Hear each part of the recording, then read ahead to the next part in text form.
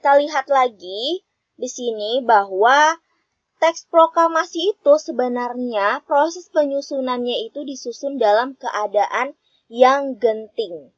Ya, kenapa genting? Karena kan cuman dilakukan beberapa jam saja, seperti itu ya. Dan mendesak, genting dan mendesak.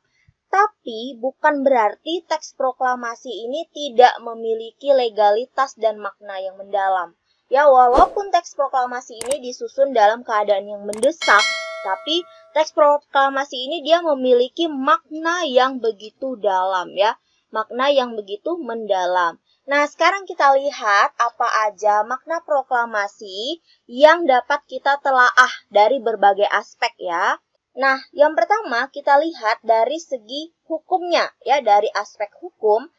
Adanya proklamasi ini menandakan bahwa telah dihapuskannya hukum kolonial ataupun hukum Belanda ya, dan diganti dengan hukum nasional. Nah, setelah ada proklamasi ini menyatakan bahwa stop, kita sudah tidak lagi menggunakan hukum-hukum kolonial. Namun kita sekarang sudah memiliki konstitusi lagi. Konstitusi yang sudah resmi, yaitu UUD 1945. Nah, sekarang kita lihat dari aspek yang kedua, yaitu adalah aspek historis. Nah, dilihat dari aspek historis ataupun sejarah ya, proklamasi ini menandakan bahwa berakhirnya segala bentuk penjajahan yang ada di Indonesia dan mengawali ataupun berawal dari kemerdekaan ataupun munculnya ataupun mulainya kemerdekaan di Indonesia, seperti itu ya. Nah, sekarang kita lihat lagi makna yang ketiga, itu dari aspek sosiologis. Nah, dari aspek sosiologis kita lihat bahwa makna proklamasi ini merubah kondisi Indonesia dari bangsa yang terjajah menjadi bangsa yang merdeka, ya.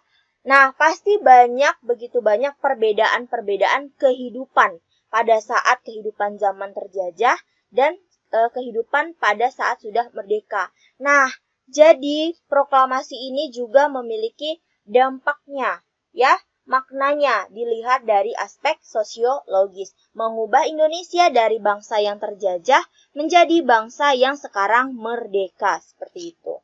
Nah, sekarang kita lihat lagi aspek yang keempat. Ini adalah aspek kultural, ya. Nah, maksudnya dari aspek kultural, proklamasi ini menghilangkan golongan pribumi menjadi bangsa yang mengakui persamaan derajat, persamaan harkat, derajat, dan martabat manusia. Jadi di sini sudah tidak ada lagi penggolongan-penggolongan manusia pada setelah kita memproklamasikan kemerdekaan ataupun setelah proklamasi ini ada.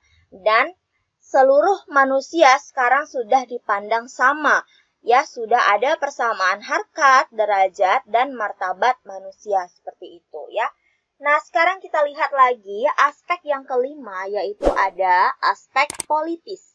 Nah, dilihat dari aspek politis, proklamasi ini memiliki makna, yaitu menyatakan bahwa Indonesia adalah sekarang bangsa yang berdaulat. Kita sudah berdaulat, kita sudah bisa, kita sudah mampu, dan kita bisa untuk menentukan kehidupan kita sendiri tanpa ada campur tangan dan tekanan dari bangsa-bangsa lain, seperti itu ya. Dan yang terakhir, aspek yang keenam, yaitu ada aspek spiritual. Ya, perlu kita pahami bahwa proklamasi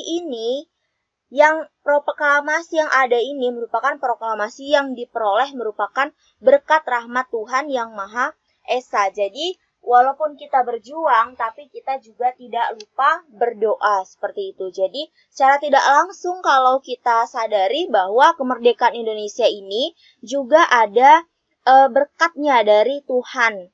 Ya, jadi ada bantuan dari Tuhan. Ya, Tuhan meridhoi bahwa Indonesia merdeka, seperti itu.